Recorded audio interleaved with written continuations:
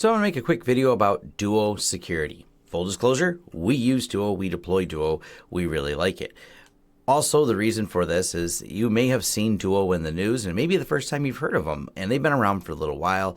Doug's the CEO. He's a local guy, wonderful person. I wish him the best with his announcement that Cisco did purchase the company. Now, we started using Duo a while ago for some of our clients, and Duo, hands down, I know why Cisco bought them. They got a great product that's really easy to use. So TOTP authentication, I've talked about before, where you have rolling numbers that are time-based that you need to create an access token, which is much better than things like SMS, two-factor. It's a great system, but it's not as easy for end users. And as soon as you start saying TOTP, keep track of tokens, they're like, huh? At some point, as much as I love security myself, and we don't mind wearing the tinfoil hat, we're very technical people here, we need something that is still secure, but also easy for end users to use. And this is where Duo kind of filled that gap. They have a massive amount of support for a lot of different platforms. And one of the specific ones we use them for is RDP. And this is the great go-between for security and people who will not have the best passwords and will only increment the month every time you force them to even change the password because you think it's insecure. So to thwart that effort and make it easy to do, Duo fits that bill. Just like the little picture here shows, I'm going to show you some screenshots of how it works. I'm saying screenshots because I don't want to reveal anything because this is actually an active client we have installed that I pulled some data from so you can see how the login works. It really is simple. So people log in, you load the Duo app on your phone, you tie, we're going to use this as an example, Active Directory, but it can really be any account, and you set up their same usernames inside of Duo. So whenever they log in, they get a prompt on their phone, much like the picture here says. It's a green or red button that says, yes, you want this to log in, or no, you don't. So user goes to the website or the RDP session, in the case we're going to talk about today. They log in, the phone beeps and goes, do you want to approve this login? Really simple. So let's look a little bit of the features of the company.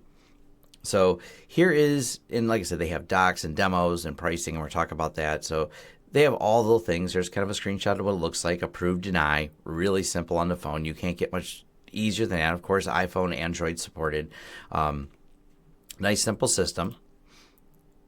They work with Microsoft really well. So for your clients that are looking for an easy way to Duo authenticate, you can use it for Windows, Active Directory, Office 365, Outlook, like all their Azure services, all their Office 365, all their online services can actually be tied in here, including like the Microsoft directories, or specifically what we're going to talk about is RDP. Now, just so someone asks, you do a pricing page where you can set up, and it's like $6 a month for the more advanced version. They also have a couple other options where you can just buy bulk authentication amounts. I don't know how the pricing is going to change. This is what it is now. They just got announced by Cisco, and Cisco, if I had to guess, they don't like giving nothing away for free, but they still have a free one where you can play around with the system and pretty straightforward and simply do this with so you can do some testing on it for yourself. So pretty straightforward how their system works. What's kind of cool too is they do have some offline modes. So they do have the ability to call you if your phone for some reason isn't working. They can call a phone number. You don't have to enable that, but that is there. And this is what these telephony credits are at the bottom. You can receive 100 credits, 100 credits user year. I believe each phone call costs you 1 credit. We hardly ever use it, but it's an option that you have. They also have the ability, because someone's going to ask, well, what happens if Duo goes down? Well, they have an option that you can set to say fail open. I highly advise against it, but you can. And all of our time, we've had this deployed for quite a while for clients. We haven't seen Duo go down. It's not been our phone blowing up going, hey, we can't get in because of this or that.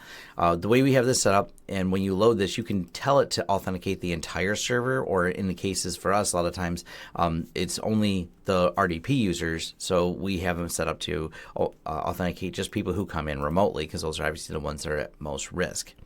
So that's enough about, all the different integrations. Like I said, they don't just support Microsoft, they support Slack and Jira and just a pile of other things. So let's show you what it looks like when you actually log in. So here's a screenshot, and I blurred out because I actually have it tied to my phone. It'll show the last 4 digits of a phone number that the device is attached to for that account. I believe you can attach more than one device if you wanted to a single account. We don't really have anyone set up that way. Most people just have one device. Now, here's the options in here. You can send a push through Duo, and it just does the prompt on the phone. You can have the passcode. Now, the passcode is TOTP, so that's kind of interesting, and the application sets that up, and it's really easy to do. And they can have a call me option. This is where you can use those tokens. So for some reason, they have the ability to get phone calls, but don't have the ability to see the Duo push, or if they're using a flip phone, you can set it to the call me option.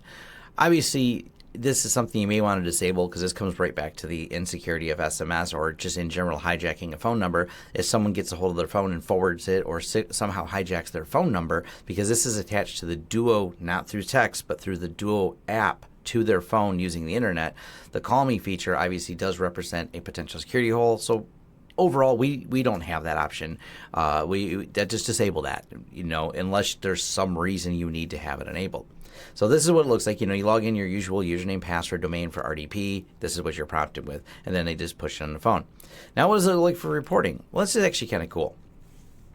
So here's like the Duo dashboard for this client. I blurred out their names. This is 69 authentications in the last 48 hours. Shown in 30-minute increments. Now, it's kind of funny because I laugh a little bit because still end users are end users. This particular end user, and I'll show you in the next panel here, they do this all the time, and we don't really know why. They deny and then grant, or grant and deny, and I'm not sure why.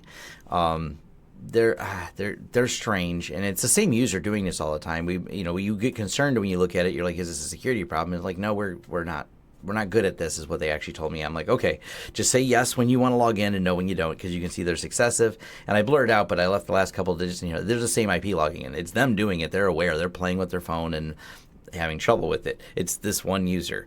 Well, actually, it's more than one. It's another one that does something similar.